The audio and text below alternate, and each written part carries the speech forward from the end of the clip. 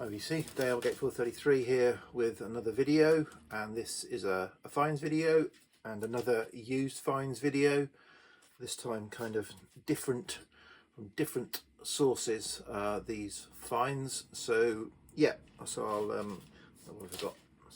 A small stack, 7 records I think. So first up, this is a car boot sale find. Let's take it out of its sleeve. And I should have showed this in my last car boot sale video, but I forgot, so I thought I'd just show it here.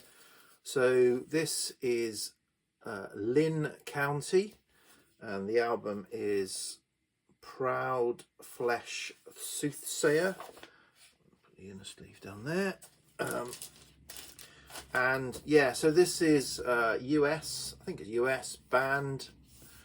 The cover sort of it's kind of 1968 psych, looks like a psych rock. It is to a certain extent.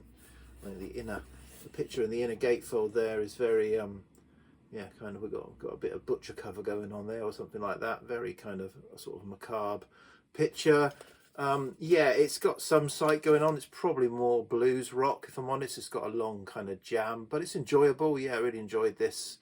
Good kind of late 60s psych leaning blues rock album, Lynn County. This is on Mercury. Yeah, around this time Mercury in the UK did some very flimsy, highly laminated but quite flimsy albums. So this is, well, it's got one split at the bottom that I can glue, but one at the top that I probably can't. But yeah, it was only a couple of pounds from a boot sale, so can't go wrong.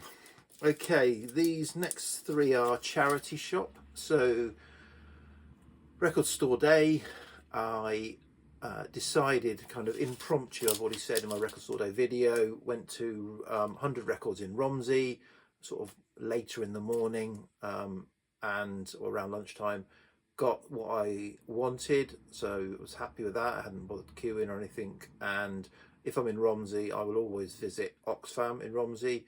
They've often got some interesting records, often, priced accordingly, but some interesting records. And so I was in there having a look. There wasn't much, to be honest, but guy came down the stairs from upstairs with a small stack of records and put them out. Again, there wasn't too much, but he was talking to somebody else who works in the shop and he just said, "Oh, I've been upstairs pricing records. There's so many records upstairs, loads of records. I was going to go back up and do some more."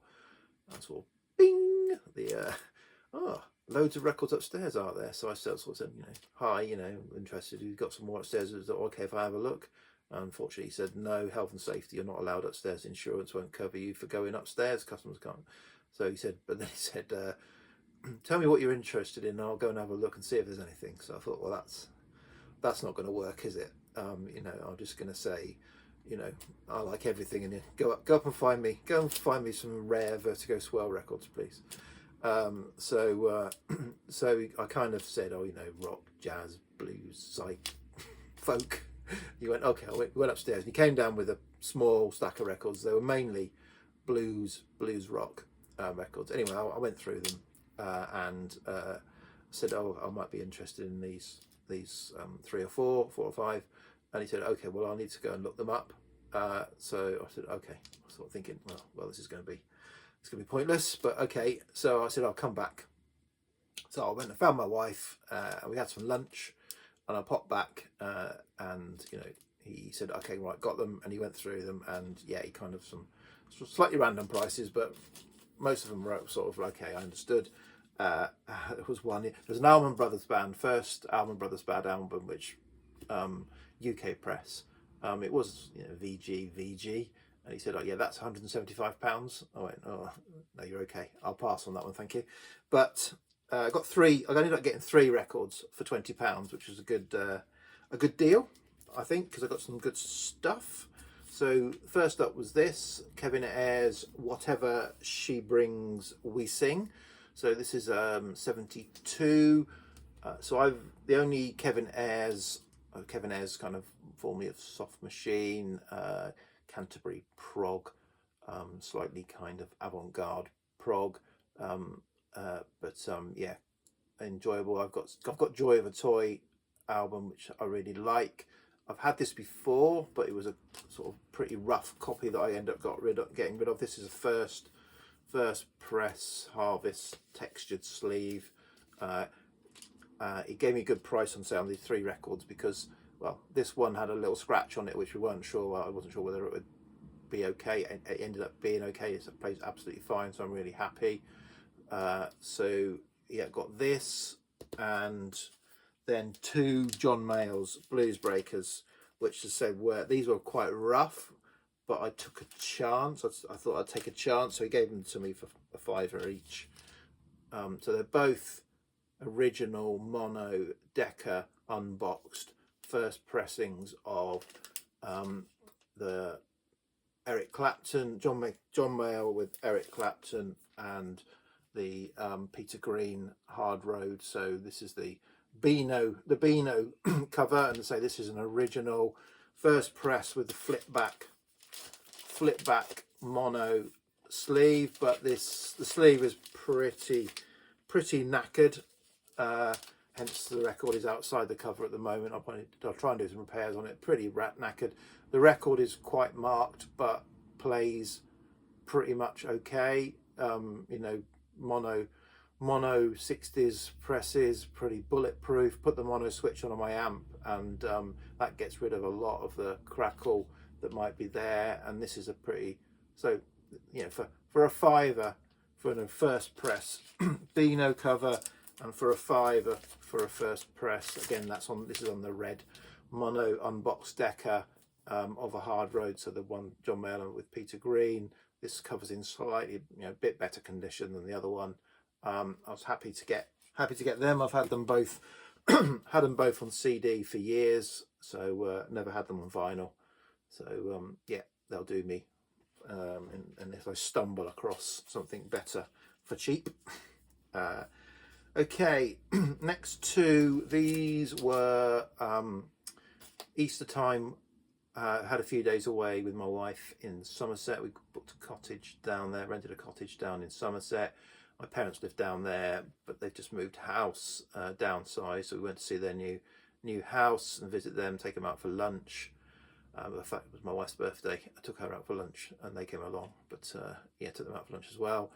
And then we had some time to ourselves, a few days to ourselves. We went out and about, did some stuff. But I did manage to get an opportunity to go into Bridport and go to Clock Tower Records, which is probably my favourite used record shop that I know in the country, and always find some good stuff in there. So if I'm down in Somerset, I always try and wrangle a visit to Clock Tower Records.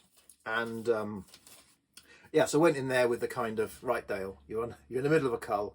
Let's just go look for some things you really want, and don't just buy a load of random stuff because it's interesting.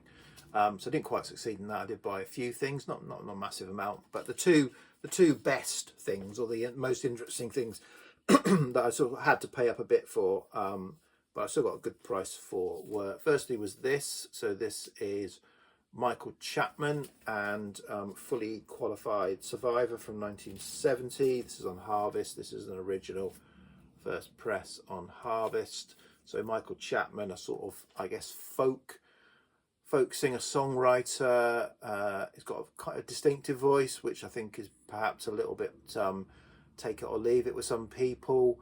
But yeah, kind of sometimes accused of trying to sort of mimic Bob Dylan, but I don't know. I think I'll say it's somewhere between Dylan and Donovan to a certain extent. It's a unique voice, and I like it. So that's, if you like it, you'll like it. If you don't, you don't, probably.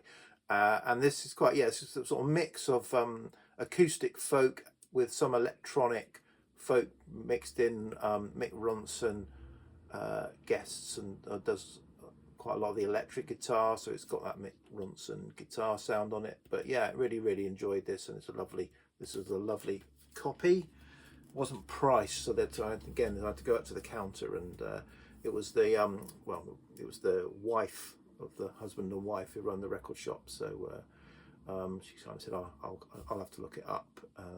Previously I've had some really good chats with the husband, but she did me a good price because I bought a few things. And then the other record I bought that was kind of a heavy-ish hitter is this album here. This is Anima Latina by Lucio Batisti. Apologies for pronunciation there. This is I don't know, was it folky pop, sort of Brazilian Latin sounding album, very late summery, sounds very much like the cover. 1974 Italian, 1974 Italian. I think this is technically a second press, although I think it's still pressed in 1974. There were two presses. The only distinction is kind of one had a little ink stamp that was blue and one had a little ink stamp that was red, and mine's got the red, not the blue. But other than that, I think they're identical. Yeah, I really love this. It's a very, very nice album, and yeah, really happy to pick that up. So that was they were my finds from Clocktail Records. Actually, I had a wander around Bridport whilst I was waiting for my wife, who was doing some other stuff as well. And after I've been to that sort of the main shop that I've always gone to, and actually there's another shop that's opened in Bridport. I think that does either a bit sort of like newer stuff, new releases rather than news releases. So yeah, but there wasn't anything in there. I think the main shop is for me the kind of the main the main attraction. And yeah, so I was just finished with. So a few weeks ago, I had probably the weirdest, most surreal record buying experience I've had to date. So yeah, so local auction house has a monthly general sale, and in fact, a friend of mine tipped me off that there was a couple of lots that had records in. So I popped up there on the Friday where they have a pre-sale viewing, looked through, and one of the lots took my interest. It was all David Bowie, about 60 albums or 12 inches and 67-inch singles, half a dozen books and a few other little bits and bobs. So obviously someone had getting rid of a whole Bowie collection, and unfortunately didn't have the first 3 original albums, but it was interesting. Some of them were a bit beat, some of them were sealed. It was a real mixed bag, but all Bowie, nothing else. So yeah, so I had a look, thought, oh, shall I? This is probably going to attract some attention. I don't want to spend out a load of money just because it's good value or whatever. But I went back on the Saturday and was kind of going through them, doing a mental sort of, all right, okay, mentally trying to tot up what I would be prepared to pay at auction, and then thought, okay, this is fine. I've registered. I'm ready to go. It's half an hour probably before they're going to come up. Okay, good to go. And then just I was going through them. Yeah, just at that point, through the door comes, if you like, my arch rival from car boot sales, another record collector, and we kind of, hi, how are you? Sort of, he started going through the records. He already had kind of like written down a list or something, so I guess he'd already been there, and it was sort of like, oh, these look all right. Yeah, not sure. Both doing that. Oh, yeah, look a bit rough, don't they? I'm not sure I'm going to bid on these. No, me neither. No, probably not. When we both were going, oh, damn, we could be in a bidding war here. Anyway, the conversation kind of developed for a few minutes, and we eventually decided, right, why don't we combine and bid together for these, and then we'll split them. So we did that. We won the lot. We had a bit of a cock up of communication when we were bidding towards the end, which meant we actually ended up paying a bit more than we needed to, which was because we over-engineered the bidding process.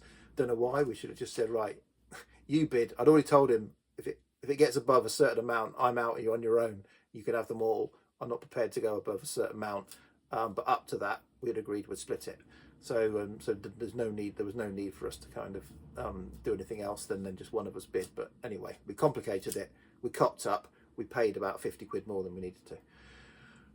Anyway, then it came the interesting, how are we going to divide these records up? And we'd agreed previously, prior to the auction, we said, right, what we'll do, toss a coin. Whoever wins the toss of the coin picks the first record out that they want, and then the next person goes, and we alternate then until all the records have been divided in two, which was quite a surreal experience. So I lost the toss. Damn, because there were three, if you like, heavy hitters there. There was a sealed copy of One Outside and two sealed copies of Earthling, both originals. Yeah, so of course then it went. So he immediately first pick the One Outside sealed copy, which left me with one of the Earthlings, and he got the other Earthling. So if it'd been the other way around, those two records probably would have paid for the total cost of everything I got, but wasn't to be. Anyway, there's still a lot of interesting stuff there. So anyway, we kind of went. So then we went on, you pick, I pick, you pick, I pick. It was quite time consuming because obviously I hadn't memorized and ranked every record in order of interest or value. So when he'd pick one, I'm thinking, oh, what was my next? So every time we had to go like root through them all. I think, oh yeah, that's probably the next best one. Okay, I'll take that. And then he'd be thinking, oh, I wanted that. Right, I'll have to go through again. Oh, that's probably the next best one. Okay, we just did that. It took over an hour to sort them out, but it was an interesting experience. Anyway, I'll just show one. So one of the records I did get, which is about like my third or fourth pick, was an original 2002 press of Heathen. So yeah, this is absolutely immaculate. Don't think the record had been played. It wasn't sealed, but the cover is in great condition. Just has some storage wear that some dust and stuff on it that just needed cleaning off. But so I don't think the record had been played. Played it. Sounds absolutely fantastic. So I have got a music on vinyl reissue of this, so this will be going into my collection. So I'll maybe show some of the others when I work my way through them. I've got so much stuff going in. I mean, I've got that there. That is full, and there's some stuff that I thought elsewhere. So I've got so much stuff waiting to come in while I'm trying to get stuff out the other end at the moment with the collection. Anyway, I'll stop there. 17 minutes. Most of which, the end, apologies, you've just heard the ramble of a mad person who ended up at an auction. Anyway, it was an interesting experience. Okay, cheers VC, bye.